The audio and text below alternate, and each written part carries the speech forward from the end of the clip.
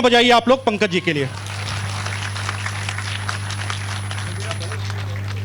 इस कोने में एक स्मार्टी दिख रहा है।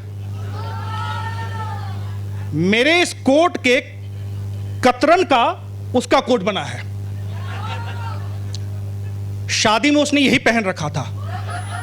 मुझसे पूछा कि भैया यही वाला चलेगा क्या? हमने हाँ हाँ पहन ले। अभी कुछ दिन पहले की बात बताऊं। बिल्कुल भैया बताना, सही बात है यार। इनके घर चला गया, क्या स्वादिष्ट चटनी बनाई थी भाभी जी ने। मैंने पूछा भाभी जी इतनी अच्छी चटनी बनाते कैसे हो? बोली कुछ खास नहीं देवर जी, एक काम करती हूं इनकी शक्ल देख लेती हूं, कूटने में आसानी होती है।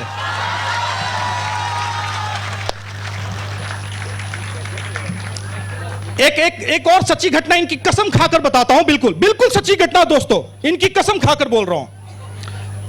मैं चला गया इनके घर, भाभी जी गेट पर नजर आ गई। अगले ने यूं धक्का मारा, देखा टीआरपी देख, टीआरपी तेरी वाली तो कभी नहीं आती ना। हमने कहा भाई यार कमाल है यार, तू यार रात भर कवि सम्मेलन के बाद आया, वाइफ तेरा गेट पे इंतजार कर रही है। बिल्कुल सच्ची घटना है दोस्तों। अगले को देख के मुझे जलन होने लगी। फिर कमरे में गए हम लोग, खाना देखा कुछ नहीं। भाभी जी हाथ अगले ने धोया, तुरंत भाभी जी खाना लेके आ सामने। मुझे और जलन होने लगी। मैंने घूर के देखा इसकी तरफ। इसने कहा और देखा यही टीआरपी है घर में मेरी। तब तक भाभी जी ने एक शब्द कहा, लीजिए डिनर खा लीजिए। इसने कहा भाग्यवान, ये समय तो लंच का है, डिनर का नहीं है। भाभी जी ने कहा नहीं ये कल के डिनर का ही है, अब खा लीजिए। बस इसने गुस्से में बोला, अरे तुम एक काम करती किसी कुत्ते को खिला देती तो। हाँ खिला तो देती, मैं गेट पर उसी का वेट कर रही थी, तब तक तुम आ गए।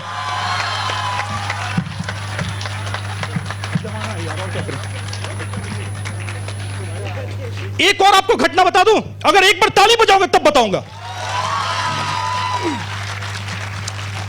मैं चला गया इनके घर। इन्होंने अक्सर हम दोनों कवि सम्मेलन में मिलते जुलते रहते हैं। बात यूं है कि इन्होंने खूब कवि सम्मेलन से छापा पैसा। इन्होंने एक फ्लैट बुक किया, फ्लैट बुक करके वहां रहने लगे।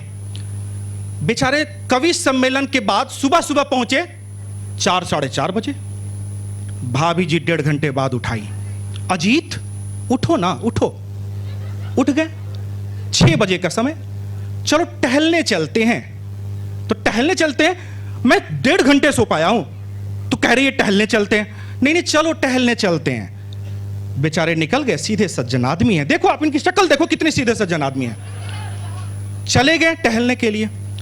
क्या देख रहे हैं कि सब अपने अपने कुत्ते के साथ टहल रही हैं। इन्होंने कहा ये कौन सा मजाक है तुम्हारा, सभी कुत्ते के साथ टहल रहे, तुम भी एक अच्छा कुत्ता ले लेती, घर में पैसे की तो कमी है नहीं।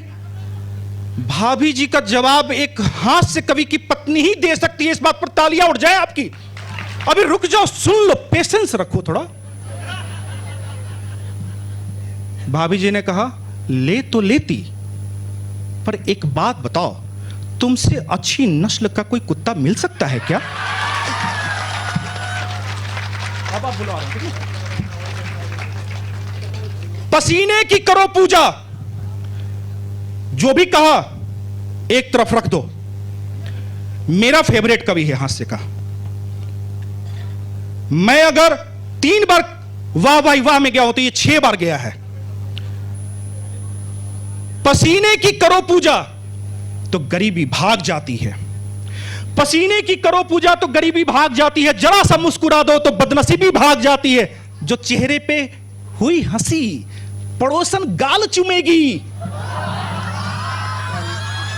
जो चेहरे पे हुई हंसी पड़ोसन गाल चूमेगी। जो मुंह लटका के बैठे तो बीबी भाग जाती है। अब मुंह मत लटकाओ भाई साहब, मुंह मत लटकाओ, मुंह ऊपर करके बैठना है। भैया जगह आराम से ढूंढ लो, बैठ जाओ। तुम्हारी वाली की कसम ढंग से बैठो। भाई साहब आप भी बैठो, भाभी जी की कसम है आप बैठो। बार बार इधर से कभी उधर, कभी इधर से कभी उधर, क्या तमाशा है? रुको रुको रुको, स्थिर करता हूं, स्थिर करता हूं। भाभी जी की कसम है, उठना नहीं चाहिए वहां से। नाकाम मोहब्बत का हर दुख सहना, हर एक इल्जाम से डरते रहना। जिंदा ही मार गया है यारो महबूब के औलाद का मामू कहना। मैं आवाज देता हूं हास्य के एक पुरजोर पुरोधा को। अजीत शुक्ल जी हरदोई से तालियां बजाओ पूरा घनघोर।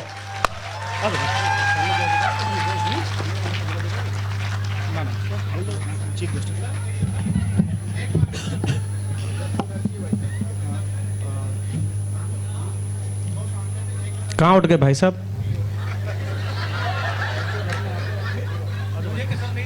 नहीं, अच्छा पड़ा शेर, अच्छा पड़ा। मैं तुम्हारे शेर का वेट कर रहा था। कैसा कॉलेज है, पुरुष पुरुष को लेके जा रहा है? वाह वाह।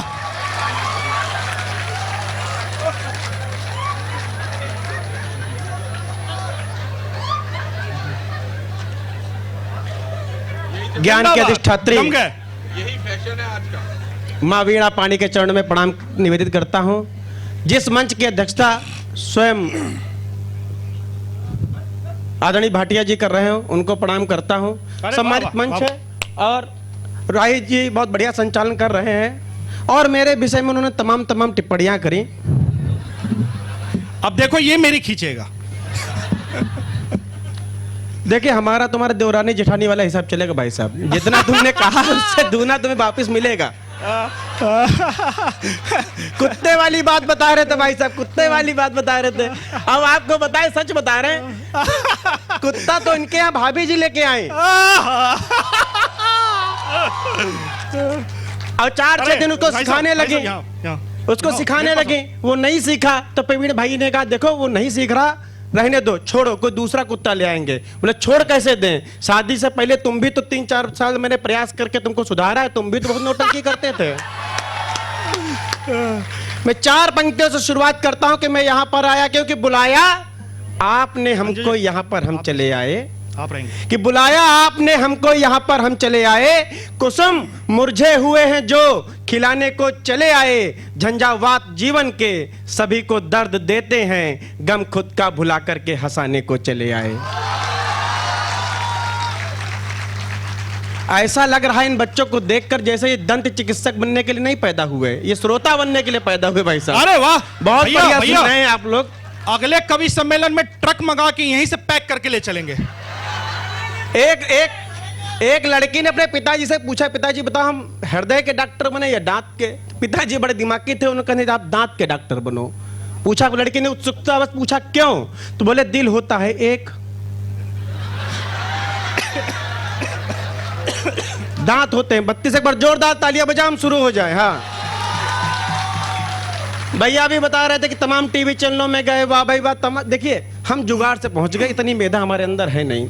ये राष्ट्रीय अंतरराष्ट्रीय स्तर के लोग हैं, ये अक्सर कभी सम्मेलन में जाया करते हैं। हम तो एक बार कैसे भी पहली बार बैठे हवाई जहाज में, कसम बता रहे आती दीजिए आपको, हम पहली बार हवाई जहाज में बैठे तो हवाई जहाज उड़ा, और हवाई जहाज उड़ा तो हमको डर लगा, और हमको डर लगा तो एक मोहतरमा वहां से निकल के आई, बोले भाई साहब अब डरिए नहीं, यहां पर आपको एकदम घर जैसा माहौल मिलेगा। बोले भाई साहब अब डरिए नहीं, यहां पर आपको एकदम घर जैसा माहौल मिलेगा। हमने कहा बाकी सब बात ठीक, यहां झाड़ू पोछा हम नहीं करेंगे। अरे वाह भाई, हम तो एक सरकारी स्कूल में अध्यापक हैं, नीचे सर। अध्यापकों के ऊपर बड़ी तमाम टिप्पणियां की जाती हैं, अखबार के लोग बैठे sir sir sir sir sir आप कवि सम्मेलन का आनंद लो बैठकर प्लीज। हाँ। बड़ी रिक्वेस्ट आप लोगों से। वो उनकी विदाई समारोह करने जा रहे हैं, जाओ भाई। तो हम बता रहे थे कि ये अखबार के लोग बैठे अगर हो तो हमको क्षमा करें, ये बड़ा नकारात्मक रहते हैं, खासकर हम अध्यापकों के प्रति और ये लड़कों के प्रति। अगर आपको लगे कि बात सही कह दी तो आप हंगामा कर देना।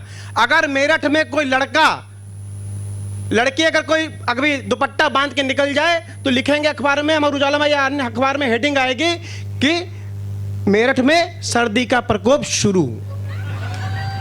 अगर इसी विद्यालय का कोई लड़का निकल जाए तो कहेंगे मेरठ में एक संदिग्ध युवक धरा गया। क्या क्या तो हम धन्यवाद। मोदी जी और योगी जी से बहुत प्रभावित हैं, हम बहुत सुधार करने की कोशिश करते हैं। हम एक सरकारी विद्यालय में अध्यापक हैं, इतना प्रभावित है कि हमने एक बच्चे की कॉपी पर लिखा कि इसको नहला धुलाकर विद्यालय भेजा करें। इसको भाई इसकी लाइट बंद करिए, दिक्कत कर रही है कि ये इसको लाइट नहला- आंख मार रहा है बार बार, इसको बंद करें जरा आप। कि बच्चे को नहला धुलाकर विद्यालय भेजा करें। उधर से उसकी माँ ने जवाब लिखा, मास्टर साहब आप बच्चे को पढ़ाया करें, सूंघा ना करें। जय हो। हम अध्यापक खराब नहीं होते, लोगों ने हम मानसिकता खराब। पुलिस के लोग बैठे हैं, अधीक्षक साहब बैठे हैं, बताइए जब पुलिस कविता करे, कविता सुने तो देश की स्थिति क्या होगी भाई साहब। योगी जी भाई, मैं प्रणाम करता हूं लड़कों, और मेरी बात बड़ा ध्यान से सुन लो, ये योगी सरकार है, जो भी कदम उठाना है जल्दी उठा लो। उन्होंने कह दिया अगर 3 चालान हो गए तो उसके बाद आपका लाइसेंस रद्द हो जाएगा, और कहीं ऐसा ना हो कहते 3 प्रपोजल अगर आपके रद्द हो गए फिर आप जीवन भर अविवाहित रहोगे। तो पुलिस खराब नहीं होती, लोगों का नजरिया खराब होता है। मैं बताता हूं कैसे। एक गरीब आदमी को आवश्यकता थी कुछ रुपए की, उसने एक चिट्ठी पर लिखा कि मुझको 40,000 रुपए की आवश्यकता है, और अपना पता लिख के गुब्बारे में छोड़ दिया। गैस वाला गुब्बारा था, तो उड़ते उड़ते एक तिहाड़ जेल में गिरा जाके। आदरणीय को दया आ गई, ईमानदार थे, इनका अगर इसको ये 40,000 रुपए नहीं पहुंचे तो ईश्वर के प्रति इसकी आस्था कम हो जाएगी। तो ईमानदार थे, तो बड़ा मुश्किल 20,000 रुपए इकट्ठा करके उसके पते पर पहुंचे तो कहा ये लो, ईश्वर से तुमने 40,000 रुपए मांगे थे, ये पकड़ो अपने 20,000। अब उसकी टिप्पणी सुनना, उसने कहा हे भगवान, जब रुपए भेजने थे तो किसी ईमानदार आदमी से भिजवाते, ठाके तो अब लगाना। पुलिस वाले ने बीच में 20,000 पार कर दिए। लेकिन पुलिस गलत नहीं होती है। अब खाकी के सम्मान में, आदरणीय के सम्मान में तालियां उठे कि लगे लगे। मैं बीच में अच्छी अच्छी बात भी कह जाऊंगा। लगे अगर चोट हल्की सी तो माँ की याद आती है, लगे अगर चोट हल्की सी तो माँ की याद आती है, बहन ससुराल में हो घर तो राखी याद आती है। अरे वाह वाह वाह वाह वाह वाह, पूरा सुन लो, एडवांस पेमेंट नहीं। बहन ससुराल में हो घर तो राखी याद आती है, कहने को भले कह ले, यहाँ पर कोई भी कुछ भी सताए कोई गर हमको तो खाकी याद आती है। इससे ज्यादा चाटुकारिता हम आपकी कर भी नहीं पाएंगे सर। युवा बैठे, 4 पंक्तियां पढ़ता हूं, इन पंक्तियों से माहौल कर देना कि हसीनों से चोंचे लड़ाते रहोगे, हसीनों से चोंचे लड़ाते रहोगे, कमाई पिता की उड़ाते रहोगे, और हासिल न होगा तुम्हें मजनुओं कुछ, मोहब्बत में जूते ही खाते रहोगे। जिंदाबाद। हद है प्रभु, जूते खाने आप ताली बजा रहे हो भाई। अच्छा, इसी खानदान की 4 पंक्तियां और उठा लेना कि मैडम सोना मैडम आप बैठ जाइए, बैठ जाइए। नहीं हो सकता है 2024 की तैयारी चल रही हो, मोदी जी से उनकी बात हो गई हो, अब नहीं बैठेंगे। अब आप मैम वहां से उठना नहीं प्लीज, सारी नारी हूं, व्यवस्थाएं लड़- पूरी हो चुकी हैं, अब आप बैठकर आनंद लीजिए। बार बार ये लोग कह रहे हैं कि मैडम बैठी हैं, सर बैठे हैं। वो इसलिए बैठे हैं कि बैठने की व्यवस्था है, अगर लेटने की होती तो जैसी व्यवस्था है उसी के अनुसार काम चलाना है। तब 4 पंक्तियां पढ़ता हूं कि सोना बाबू को मेला घुमाओ नहीं, आले वाह वाह वाले वाह वाह वाह वाह, सोना बाबू को मेला घुमाओ नहीं, बतासे का ठेला दिखाओ नहीं, और छोड़ कर कर तुम्हें ये चली जाएंगी, व्यर्थ में इन पे पैसे उड़ाओ नहीं, व्यर्थ में इन पे पैसे उड़ाओ नहीं। सही है अजीत भैया, जिंदाबाद। आदरणीय अंजू जी बैठी हैं, हमसे कह रहे कि तुम हास्य की ही बात करते हो, कभी प्यार की बात नहीं लिख पाओगे, तुम्हारे अंदर इतना सामर्थ्य नहीं। उन्होंने जब मुझको चैलेंज किया तो मैंने 4 पंक्तियां लिखी अच्छा, कि जो सबको लुभाए वही मैं रील हो जाऊं। वही अब मैं? देखना है हाथ से कभी प्यार की बात कैसे करता है। जो सबको लुभाए वही मैं रील हो जाऊं, प्यार की अदालत का वकील हो जाऊं, और तेरी तेरी तेरी सांसों की छुअन मिल जाए, इसलिए मन करता है तेरी नाक की कील हो जाऊं। जब मैंने 4 पंक्तियां पढ़ी तो प्रवीण राही जी को धक्का लगा। अच्छा इन्होंने कहा कि तुम जो है अगर उसको जुकाम हो गया तब तुम्हारी स्थिति क्या होगी। तब 4 पंक्तियां पढ़ी, हंगामा कर देना। मैंने कहा उसकी हर गलती को माफ कर देंगे, सारी समस्याओं को हाफ कर देंगे, और उसको जुकाम हो भी जाए प्रवीण भाई तो कोई बात नहीं, कोई बात नहीं, हमारी जेब में रुमाल है, नाक साफ कर देंगे। जिंदाबाद। आप लोग बहुत पढ़े लिखे लोग हमको लग रहे हैं, क्योंकि जब यहाँ पे संचालन हुआ तो इंग्लिश में हुआ। अंग्रेजी हमारी बिल्कुल वैसी जैसे सोनिया गांधी जी की हिंदी। हमें थोड़ी सी दिक्कत हुई। तो एक हमारी कविता में शब्द आएगा पदत्राण। पदत्राण का अर्थ होता है जूता या चप्पल। पदतरण। पदत्राण। अच्छा, पदत्राण। अब वो 4 पंक्तियों में पदत्राण का प्रयोग देख लेना कि तेरी खातिर हम प्राण लिए बैठे हैं, तेरी खातिर हम प्राण लिए बैठे हैं, मोहब्बत का हर एक प्रमाण लिए बैठे हैं, तुझसे मिलने आए तो आए कैसे, पिताजी तुम्हारे पदत्राण लिए बैठे हैं, पिताजी तुम्हारे पदत्राण लिए बैठे। प्रवीण भाई बहुत बढ़िया व्यक्तित्व है इनका। इन्होंने ये बराबर कार्यक्रम करते हैं, अभी एक कार्यक्रम किया, अगले कार्यक्रम के लिए हमको निमंत्रित किया, तो इनके यहाँ हम लोगों का आना जाना लगा रहता है। इन्होंने भाभी जी से कहा देखिए शैलेंद्र मधुर जी आ रहे हैं, अजीत जी आ रहे हैं, कुछ बढ़िया बना लो। तो उन्होंने कहा देखो तुम्हारा कुछ ना कुछ तमाशा बना रहता है, हम कुछ बना नहीं पाएंगे। तो उन्होंने कहा अच्छा घर में क्या रखा उससे काम चल जाए। तो उन्होंने कहा अरहर की दाल बनी है। बोले ठीक है, जब कवि आएंगे तो सिर्फ अरहर की दाल कहेंगे तो थोड़ा कष्ट लगेगा कि इतना बड़ा व्यक्तित्व अंतर्राष्ट्रीय कवि और उसके यहाँ सिर्फ अरहर की दाल की व्यवस्था है कवियों के लिए। तो जब कभी लोग आएंगे तो मैं पूछूंगा तुमसे क्या बना, तुम कहना पनीर बना, पकौड़ा बना, दही बड़ा बना, राजमा बना, आदि आदि चीजें गिना देना। और फिर किचन से एक मैं कहना पनीर ले आओ तो किचन से एक पतीला गिरा देना, मैं पूछूंगा क्या गिरा तो आप कह देना पनीर गिर गया। फिर दूसरा पतीला गिरा देना, मैं पूछूंगा क्या गिरा तो तुम कहना कि दही बड़ा गिर गया। ऐसे ही अंत में मैं तुमसे पूछूंगा क्या कुछ बचा है तो आप कह देना कि यहाँ अरहर की दाल बची है। मैं कहूँगा अच्छा वही ले आओ, इससे हमारी इज्जत बच जाएगी। हम मधुर जी वगैरह सब लोग पहुंचे उनके घर और ये शुरू हो गए। अच्छा चूंकि भाभी जी इनकी सगी पत्नी है हैं क्या सच बात है। तो आपकी वाली भी आपकी सगी है भाई? नहीं, हमारी 2-4 सौतेली भी हैं। अब यहाँ ना खुलवाओ। हाँ, तो भाई घर हम लोग भैया इनके घर जाओगे। पहुंचे। इन्होंने फिर कहा देखो अजीत जी आए हैं, मधुर जी आए हैं, सुमित ओरछा भाई आए हैं, तो ऐसा क्या क्या बना। वो शुरू हो गए, बोले पनीर बना, दही बड़ा बना, पुलाव बना, रायता बना, काला जाम बना, आदि आदि बना गिना दिया। तो उन्होंने उनसे भाभी जी से कहा कि जाओ किचन से एक एक करके सब चीज ले आओ। वो किचन में गई और किचन से पतीला गिरने की आवाज है टंट। अब राही भैया बड़ा प्रसन्न हो गए, इन्होंने सोचा हमारी चाल कामयाब हो गई। अब इनके सम्मान में, भाभी जी के सम्मान में दोनों हाथ उठाकर महोत्सव कर देना। इन्होंने बड़ा खुश होकर भाभी जी से पूछा क्या गिरा। उन्होंने कहा अरहर की दालें फैल गई।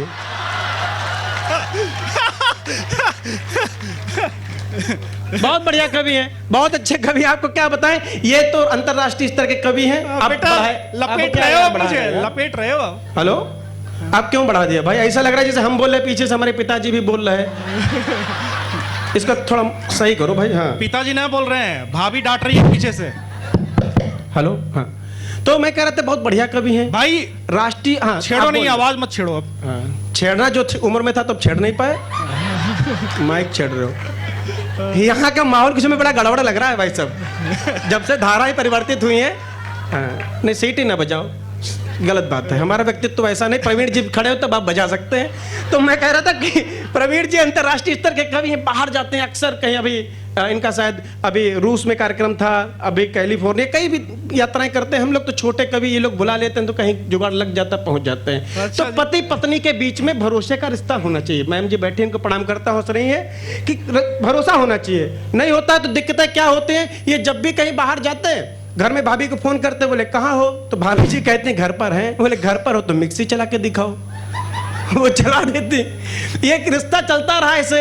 एक दिन एक कार्यक्रम में गए, वहां कैजुअलिटी हो गई, कार्यक्रम खत्म हो गया। ये रात हम 2 बजे घर आए और घंटी बजाई, नौकर निकला, बोले भाभी जी कहाँ हैं, मैम कहाँ हैं। तो बोले सर पता नहीं, जब आप कभी सम्मेलन में चले जाते हैं तो मिक्सी लेकर चले जाते हैं और जब आप सुबह आते हैं तो मिक्सी लेकर वापस आ जाते हैं। जोरदार तालियां बजाइए। मैं 2-3 छंद और एक रखना पड़कर स्वागत है भैया, जिंदाबाद। वीरस बहुत बढ़िया कवि यहाँ पर बुलाए हैं इन्होंने, सुमित ओरछा जी। ना कहीं कहीं वीरस के कहीं बहुत चिल्ला के पढ़ते हैं, लोग दहशत में ताली बजा देते हैं। अभी हम राय जी हरदोई में कवि सम्मेलन में थे, तो एक वीरस का कवि कह रहा मुझको ताकत देना, मुझको हौसला देना, मुझको साहस देना, मुझको संबल देना। तो हमने धीरज का भाई साहब जब इतनी कमजोरी है तो दवा कराओ, काहे श्रोताओं के प्राण पिए रहे हो, वो मनोरंजन के लिए आए हैं। अच्छा, अभी हमसे भी एक बार कहा गया, अभी एक आदिवासी क्षेत्र से हमारे पास फोन आया, हमसे कहा कि हमको एक कवि सम्मेलन कराना है। हमने कहा ठीक, हम आ जाएंगे राही जी के साथ, सबके साथ। बोले नहीं, हमको वीर रस का कवि चाहिए। तो हमने एक वीर रस का कवि एकल काव्य पाठ के लिए भेज दिया। अगले दिन उस आदिवासी व्यक्ति से हमने फोन कर पूछा हमारा कवि कैसा लगा। उधर से जवाब आया स्वादिष्ट। तो ये स्थितियां होती हैं। 4-6 छंद पढ़ता हूँ, एक रचना पढ़ता हूँ, एक ठान लेता हूँ। 20-50 छंद पढ़ो। हाँ 50 छंद और छल छंद सब पढ़ता हूँ। कि स्वागत। बिटिया के बाप ने दामाद से कहा कि सुनो, नहीं शादी होती तब क्या होता है कि बिटिया के बाप ने दामाद से कहा कि सुनो, पीते हो शराब बात हमसे छुपाई थी, और धोखेबाज निकलोगे ऐसा एहसास न था, तुम पे भरोसा कर बिटिया बिहाई थी। तो ससुर की बात पे जमाई राजा बोल उठे, सिंघनी है बेटी फिर गाय क्यों जताई थी। खींच लो। सिंघनी है बेटी फिर गाय क्यों जताई थी। ऐसे लोग ताली बजा रहे जिनको ऐसा आइटम मिला या भविष्य में मिलेगा। कि सिंघनी है बेटी फिर गाय क्यों जताई थी, बिटिया तुम्हारी खून पीती है ससुर जी, ये बात आपने भी नहीं हमें बतलाई थी, बिटिया तुम्हारी खून पीती। और जब नई शादी होती है सबसे ज्यादा प्रसन्न होती है लड़के की माँ। लेकिन वर्तमान दौर क्या है, साल 6 महीने में चूल्हा अलग हो जाता है। अब बहू अगर कम दिमाग की हो तो अंतिम पंक्ति पर हंगामा कर देना कि सास ने बहू से कहा सुनो बिटिया हमारी, कि सास ने बहू से कहा सुनो बिटिया हमारी, संस्कार बेटों ने हमारे नेक पाए हैं, और मैं हूं तेरी माता और नंद है बहन जैसी, पिता सम तुमने ससुर ठीक पाए हैं। तो डोरबेल बजते ही सास ने बहू से कहा, किसने यहाँ पे देखो द्वार खटकाए हैं। दरवाजा खोलते ही सामने पति को देख, दरवाजा खोलते ही सामने पति को देख, उछल के बोली मम्मी भाई साहब आए हैं, उछल के बोली मम्मी भाई साहब आए हैं, उछल के बोली। भाई साहब जब कोरोना काल हुआ सब हम लोगों ने बड़ा दंश झेला, शादीशुदा ने।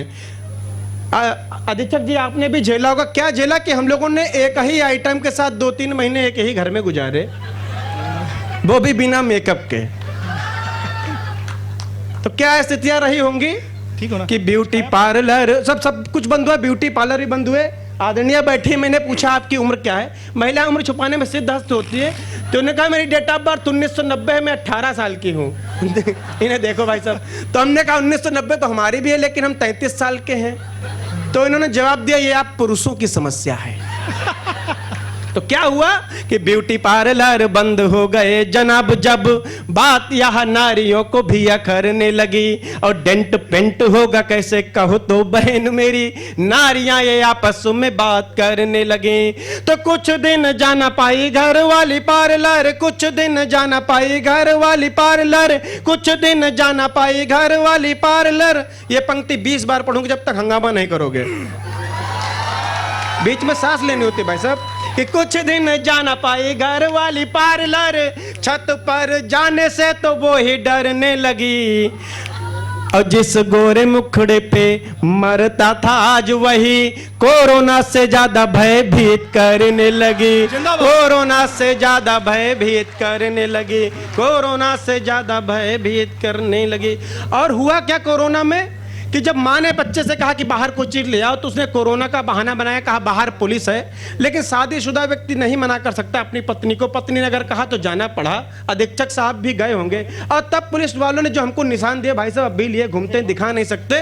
तब एक छंद पढ़ता हूं, इस छंद पे वही हंगामा, वही प्रेम, वही उल्लास चाहता हूं कि पत्नी हमारी बोली सुनिए जी प्राणनाथ। हमारी पीड़ा में तुम्हें आनंद आ रहा है कि पत्नी हमारी बोली सुनिए जी प्राणनाथ, हलवे का मन जाके सूजी लेके आइए। अब मैंने कहा लाठी लेके पुलिस खड़ी हुई है, बोली वह आप पति धर्म निभाइए। तो घर से निकलते ही पुलिस ने धर लिया, घर से निकलते ही पुलिस ने धर लिया, बोली लेने आए हो क्या हमें बतलाइए। और मैंने कहा साहब जी सूजी लेने आया था मैं। मैंने कहा साहब जी सूजी लेने आया था मैं, बोला बेटा दे रहा हूँ सूजी लेके जाइए, बोला बेटा दे रहा हूँ सूजी लेके जाइए। बहुत बहुत बढ़िया, धन्यवाद, आपने बहुत अच्छा सुना। पर थोड़ा सा ट्रैक चेंज करता हूँ क्योंकि ये पढ़े लिखों का मंच है, एक विद्यालय का मंच है, एक विद्यालय प्रांगण में कविता हो रही है। 4 पंक्तियां अब युवाओं तुमको देना चाहता हूं कि है दूषित बहुत आज वातावरण, है दूषित बहुत आज वातावरण, क्षीण होने लगा संस्कृति व्याकरण। कविता ऐसा भी हो सकती है कि है दूषित बहुत आज वातावरण, क्षीण होने लगा संस्कृति व्याकरण, और चाहते हो अगर पत्नी सीता सी हो, आप भी तो धरे राम सा आचरण, आप भी तो धरे राम सा आचरण। आपने हास्य की पंक्ति पर खूब हंगामा किया, खूब तालियां बजाई, लेकिन अब मैं प्रबुद्ध लोगों के बीच में बैठा हूं। आदरणीय अतिथि जी बैठे हुए हैं, आदरणीय अध्यक्ष जी बैठे। अगर इस मंच के माध्यम से कुछ जिम्मेदारी की बात कहकर ना जाऊं तो मेरा यहां आना निष्फल हो जाएगा। हंसने गुदगुदाने के लिए घंटों हम लोग ऐसी टिप्पणियां कर सकते हैं, लेकिन मैं अपनी एक रचना जो बहुत चर्चित है, जिसने पहचान दिलाई, समाज सेवा आपके बीच में पढ़ना चाहता हूं। आपको उसमें भले आप तालियां ना बजाएं, लेकिन आपको लगे कि इस छोटी सी कलम ने इस मंच के माध्यम से कुछ अच्छा कह दिया है। और जरूरी वास्तव में कविता ये होती है, तब आपका मन मांगता हूं कि अगर ये सोशल मीडिया, सुमित भैया सुनिएगा, अगर ये सोशल मीडिया ना होती तो इतने समाज सेवी ना होते। बहुत अच्छा। अगर ये सोशल मीडिया ना होती, इतने समाज सेवी ना होते। 1.5 मिनट की रचना को उसी मन उसी प्रेम से सुन लीजिएगा कि कल रात अचानक मुझको भी समाज सेवी होने का शौक चढ़ आया। साहित्य को कैसे सुना जाता है, व्यंग को कैसे सुना जाता है, मेट में मैं पहले भी आ चुका हूं। वही प्यार वही उल्लास चाहता हूं कि कल रात अचानक मुझको भी समाज सेवी होने का शौक चढ़ रहा है। ये जो हलन चलन बीच गैलरी में हो रहा है, आपसे निवेदन है भैया, अगर आपकी शिखर वार्ता पूरी हो गई तो अपना कार्यक्रम चालू करें। वो बड़ा देर से कोशिश कर रहे हैं, लेकिन सेट नहीं हो पा रहा है उनसे मामला। जो भैया बैठे उनसे बताओ। हेलो भाई साहब, ये तो अपनी माँ की नहीं सुने, पिताजी की हमारी का सुनेंगे कि कल रात अचानक मुझको समाज सेवी होने का शौक चढ़ आया। मैंने सुबह होते ही घर से झोला उठाया, रास्ते में मिल गए मुझे फलों के ठेले, मैंने ले लिए 18 रुपए दर्जन के सस्ते वाले केले। अब युवा पीढ़ी व्यंग कैसे सुनती है मैं जांचना चाहता हूं। मैंने ले लिए 18 रुपए दर्जन के सस्ते वाले केले। इसके बाद मैंने जिला अस्पताल की ओर कदम बढ़ाया। फोटो सेशन अच्छी तरीके से हो सके, इसके लिए अपने 4 अन्य साथियों को भी बुलाया। आप तैयार रहना मित्रों, इसके लिए अपने 4 अन्य साथियों को भी बुलाया। इसके बाद एक गरीब परिवार पर हम सब ने मिलकर कुछ इस तरह अपनी दया दृष्टि दिखाई। एक केला देकर हम 5 लोगों ने फोटो खिंचाई। एक केला देकर हम 5 लोगों ने फोटो खिंचाई। अगली पंक्ति पर मंच का भी आशीष चाहता हूं, आपकी कविता की समझ देखना चाहता हूं कि एक केला देकर हम 5 लोगों ने फोटो खिंचाई। फोटो को फेसबुक पर डालते ही लग गया लाइक कमेंट का तांता। अब कविता जी भी सुने कि फोटो को फेसबुक पर डालते ही लग गया लाइक कमेंट का तांता। मैंने मन ही मन सोचा, भला 1.5 रुपए के केले में इससे ज्यादा प्रसिद्धि और कैसे पाता। भला 1.5 रुपए के केले में बड़ा साहस कर रहा हूं आप लोगों के बीच में व्यंग पढ़ने का।